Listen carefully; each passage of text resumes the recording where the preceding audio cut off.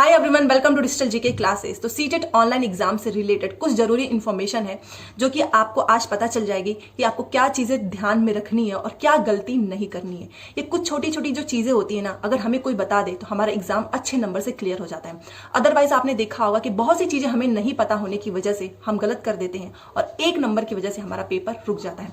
But आप tension मत लो, मैं हूं आपको टाइम टू टाइम हर एक इंफॉर्मेशन देती रहूंगी कि आपको एग्जाम में कौन सी बातों को ध्यान रखना है। तो आज जो है टू द पॉइंट हम डिस्कस करेंगे। एक एक पॉइंट में आप सभी के लिए एनालिसिस करके लेकर आई हूं कि क्या क्या ऐसी चीजें हैं जो हम लोग गलती करते हैं और हमें उससे बचना चाहिए। ओके, पूरा वीडियो लास्ट तक देखना। शायद इसके बाद से आपके अंदर जो है एक तो कॉन्फिडेंस आएगा, दूसरी चीज आप भूल कर भी वो गलती नहीं करेंगे। तो नए आए हैं तो प्लीज चैनल को सब्सक्राइब कर ले सो दैट आपको ऐसी मेरी वीडियोस मिलती रहे, मेरे क्लास, मेरी स्ट्रेटेजी, हर एक चीज। तो चलो स्टार्ट करते हैं टू द पॉइंट। ओके, सबसे पहले आपको एक चीज ध्यान रखना है कि आपका ऑनलाइन एग्जाम जो है 28 दिसंबर से स्टार्ट है, चाहे आपका जनवरी में चला गया है, आपको 2 घंटे पहले पहुंचना है। एक समय का मार्जिन लेकर चलना है, क्योंकि हर बार आपने देखा होगा कि जो लोग एकदम प्रॉपर टाइम पे सोचते हैं कि नहीं इतना पहले क्यों जाए और बीच में ट्रैफिक वगैरह से लेट हो जाते हैं तो और वो एग्जामिनेशन हॉल पे पहुंच तो जाते हैं बट उनको एंट्री नहीं मिलती है। आपको पहले पहुंचना है, कोई बात नहीं, आप वहां 1 घंटे वेट कर लो, बट हम तो अब सही समय पर ही जाएंगे क्योंकि हमें कोई भी दिक्कत नहीं चाहिए। आपको भी सही समय पर जाना है, 2 घंटे पहले पहुंच जाना।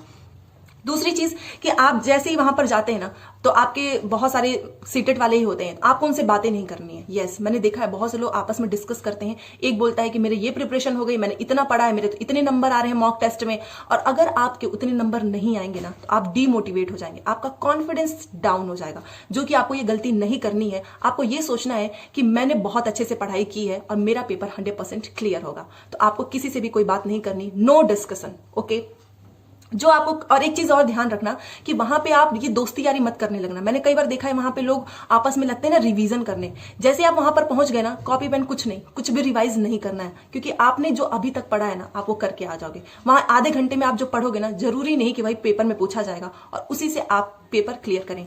नो डिस्कशन, नो रिविजन, वहां आपको किसी से बात नहीं करनी है। एंट्री से पहले एक इंपॉर्टेंट इन्फॉर्मेशन, मैंने कई बार देखा है लोग वहां पे हड़बड़ाहट में जल्दीबाजी में अपना एडमिट कार्ड कोई गिरा देता है या कोई भूल जाता है, फिर वो वहां चक्कर लगाते रहते हैं कि कहां पे एडमिट कार्ड निकलेगा। एक तो सुबह सुबह आपको पता है ठंड का समय है, साइबर कैफे वगैरह भी नहीं खुले होते हैं, इसीलिए एक्स्ट्रा एडमिट कार्ड लेकर जाना। एंट्री से आधा घंटा पहले चेक कर लो कि आपके पास एडमिट कार्ड, आपका आईडी प्रूफ और एक फोटो रख लेना फॉर सेफ्टी पर्पज। ओके, आपको ये चेक करना, और एक ब्लू या फिर ब्लू या ब्लैक पेन ले लेना। ये मत सोचना कि वहां मिलेगा, अपने पास से लेकर जाना, जरूरी नहीं है हर सेंटर पे अवेलेबल हो। मेरे सेंटर पे तो कुछ भी नहीं था, पेन वगैरह हम खुद लेकर गए थे साथ में। ओके, दूसरी चीज आपको अपने साथ वाटर बॉटल लेकर जाना है, पानी की एक ट्रांसपेरेंट बॉटल लेकर जाना है। क्यों? क्योंकि आप अंदर बैठे रहोगे ना तो कई बार ऐसा होता है कि क्वेश्चंस नहीं समझ में आता है, हम नर्वस हो जाते हैं, तो वहां पर पानी वगैरह पी लो, थोड़ा सा काम हो जाओ सो दैट आप अच्छे से फोकस कर सकें। एंड आपको क्या चीजें नहीं लेकर जानी है, पहन कर मत जाना अंदर, नहीं तो बड़ी दिक्कत होती है। बाहर करते हैं फिर कहते हैं जाओ जमा करो, टाइम वेस्ट होता है। वॉच नहीं पहनना है, चाहे आप स्मार्ट वॉच, कोई भी वॉच अंदर लेकर अलाउ नहीं। केवल एक पेन, आपका एडमिट कार्ड, आपकी आईडी प्रूफ, यही आप लेकर अंदर जा सकते हो। और कोई पिन वगैरह बाल में मत लगाना, अपनी तरह से हम सब कुछ बढ़िया करके चलेंगे। बेल्ट वगैरह मत लगाना, और ठंड का समय है तो स्वेटर वगैरह अच्छे से पहन लेना, क्योंकि अंदर वैसे भी क्लास में धूप वगैरह होती नहीं है। एक तो हम पहले ही नर्वस होते हैं, ऊपर से ठंड, तो स्वेटर वगैरह आपको अच्छे से पहन कर जाना है, ठीक है। और गवर्नमेंट की गाइडलाइंस तो आई है कोविड को लेकर, तो मैं तो यही बोलूंगी अभी से हेल्थ का ध्यान रखो, और मास्क तो आपको पहनकर ही जाना है, और सैनिटाइजर की बॉटल भी ले लेना, ठीक है, कि आप सैनिटाइज करते रहें। ये सारी चीजें मैं आपको बता रही हूं और आपको ये फॉलो करना है। दूसरी चीज कि पैसे लेकर जाना, वो तो अब मुझे पता है आप लेकर जाएंगे, बट मैं आपको बता रही हूं ऑनलाइन पेमेंट का तो जमाना ही है, बट फिर भी आप पैसे एक्स्ट्रा लेकर जाना अपने पास।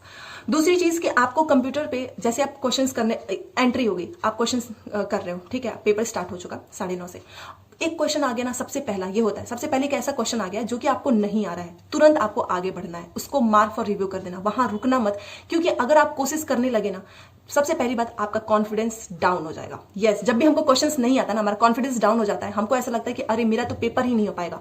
और ये ऐसी चीजें आपको काम करनी है, आपको वहां पे अप्लाई करना है, तुरंत आगे बढ़ो, ठीक है। या तो एक काम कर सकते हो, जो आपका सबसे स्ट्रांग हो ना, सबसे पहले उसको कर लो। क्यों? क्योंकि उसको करने से हमारे अंदर कॉन्फिडेंस आ जाता है, ऐसा लगता है कि यस मैंने 30 क्वेश्चंस तो 100% मेरा गारंटी है सही होगा, बाकी के भी मैं क्वेश्चंस कर लूंगी।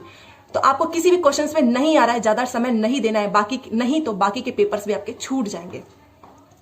तो पूरा पेपर आपको 2.5 घंटे में कंप्लीट करना है। और एक चीज और, आप में से बार बार लोग पूछते हैं सबमिट कब करें। देखो ये आपके ऊपर डिपेंड नहीं करता, वहां जो टाइमर चलता रहेगा ना रिवर्स में, वो जैसे 2.5 घंटा वहां पे कंप्लीट हो जाएगा ना, अपने आप सबमिट हो जाएगा।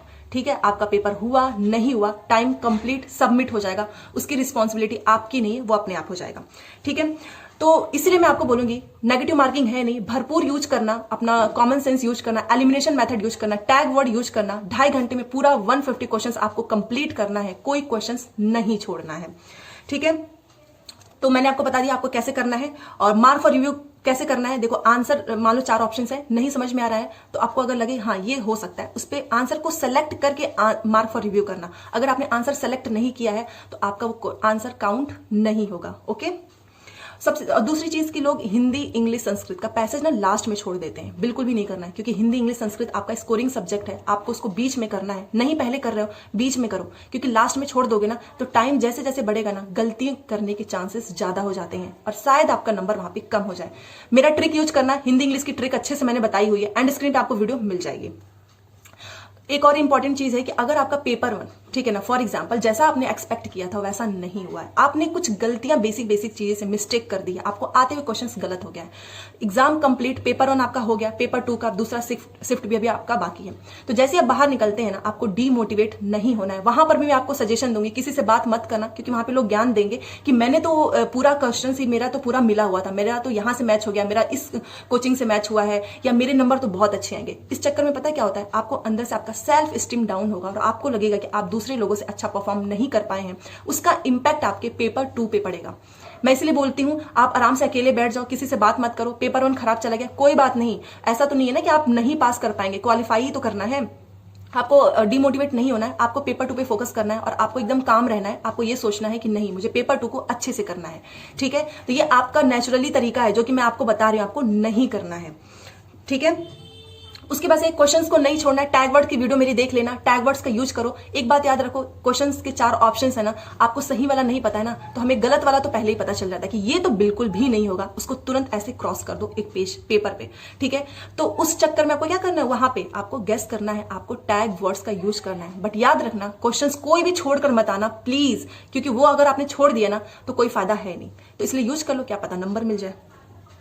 दूसरी चीज, आपको सिस्टम पे जैसे हम करने बैठते ना, कोई भी दिक्कत आए तो तुरंत इनविजिलेटर होते हैं, आपके हेल्प के लिए ही होते हैं। आपको झिझक, आपको शर्म नहीं करनी, तुरंत उनसे बोलना है कि मेरे सिस्टम पे ये दिक्कत हो गई है, प्लीज आप इसको सही कीजिए। वो तुरंत आपके लिए होते हैं, वो सही कर देंगे।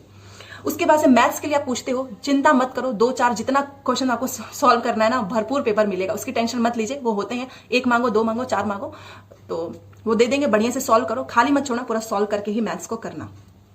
उसके बाद से 2.5 घंटे के जो बीच में आपको ब्रेक मिलेगा ना, उस बीच में आपको क्या करना है, आराम से बैठना है। पेपर 2 के लिए नाश्ता वगैरह कर लेना बढ़िया, और शांति से बैठे रहो। ये नहीं कि वहां पे भी आप पढ़ रहे हो अपना पूरा ज्ञान पोथा, कुछ नहीं होता है, कुछ भी नहीं होता है। जो पहले आपने पढ़ लिया ना वही आपको काम आएगा।